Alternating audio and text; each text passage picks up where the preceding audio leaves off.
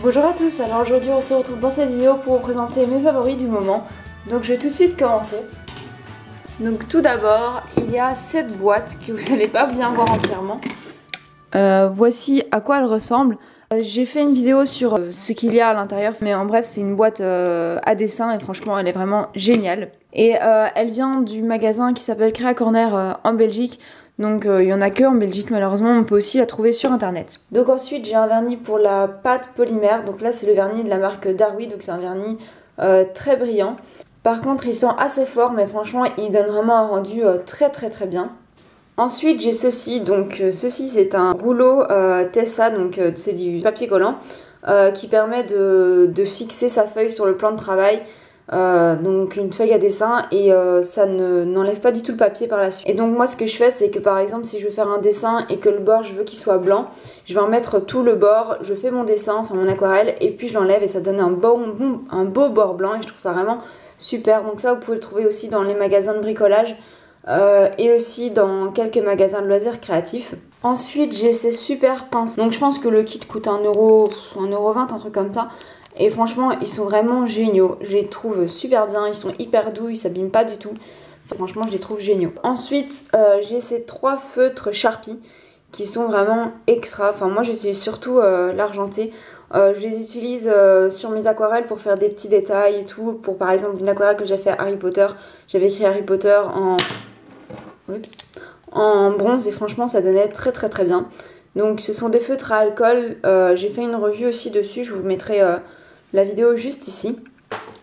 Toujours dans les feutres, j'ai ce feutre Posca. Donc là c'est le feutre Posca, la taille minimum. Et franchement je la trouve géniale. J'avais les autres tailles d'habitude. Et je me rends compte que celui-là est beaucoup mieux. Il est beaucoup plus précis. Il a une pointe en fait un peu en métal. Enfin les autres c'est des pointes un peu différentes. Et je remarque que parfois quand je fais un trait ça se pitche de tous les côtés. Et là pas du tout. Donc franchement je le trouve génial. Donc voilà, la pointe c'est 0,7 mm. J'ai ensuite ce tambour, donc j'en ai pas sans rien dedans parce que j'avais fait le tuto, d'ailleurs c'est mon tuto précédent, je mets aussi le tuto juste ici. Mais voilà, c'est un tambour qui lui vient de la petite épicerie et franchement il est super. Je trouve ça hyper pratique pour faire des broderies, ça fait super joli comme cadre en plus. Donc voilà, je le trouve vraiment super. J'ai ensuite toutes ces perles, donc ce sont des perles Miyuki qui elles aussi d'ailleurs viennent de la petite épicerie. Elles sont trop bien, contrairement aux perles de rocaille qui elles sont pas très régulières. Enfin ça dépend où vous les achetez mais souvent elles sont quand même pas super régulières. Celles-ci sont des perles hyper régulières. Donc voici ce que j'avais réalisé, enfin j'en ai fait d'autres mais je les ai pas tout à fait terminées. Donc je trouve que ça donne vraiment très bien, on peut aussi faire des bracelets. Moi j'ai décidé de faire des petites formes comme ça parce que je trouve vraiment ça super chouette. Ensuite, voilà des pelotes de laine en fait.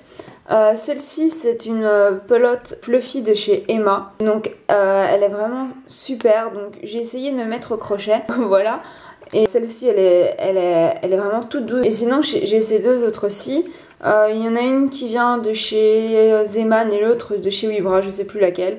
Et là c'est de la laine, enfin 100% polyester et franchement elle est géniale, elle pluche pas du tout. J'avais réalisé un petit chien le mois précédent et j'avais utilisé une autre laine, je sais pas si vous allez bien voir mais elle est vraiment hyper, elle pluche un peu plus et je trouve que le résultat avec ça, j'ai déjà fait un petit test mais c'est pas terminé, bah ça marche vraiment mieux. Ensuite je vous présente ce papier aquarelle que je vous avais aussi présenté dans mes achats. Donc là c'est du papier aquarelle 25 feuilles, 250 grammes par mètre carré et je l'ai acheté chez Coloris pour pas super cher et je le trouve assez bien.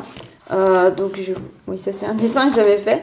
Donc par contre il a des petites rainures donc on aime ou on n'aime pas. Moi je trouve que ça donne un bon rendu sur certains dessins, enfin, sur certaines choses et moins beau sur d'autres, donc il faut vraiment utiliser en fonction de ce qu'on fait.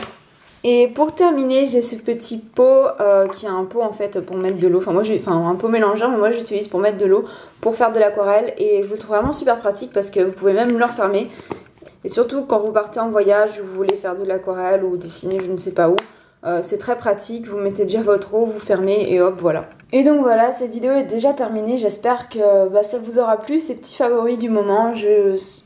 N'hésitez pas à vous dire vos favoris pour me faire découvrir de nouveaux produits et de nouvelles choses que je ne connais peut-être pas.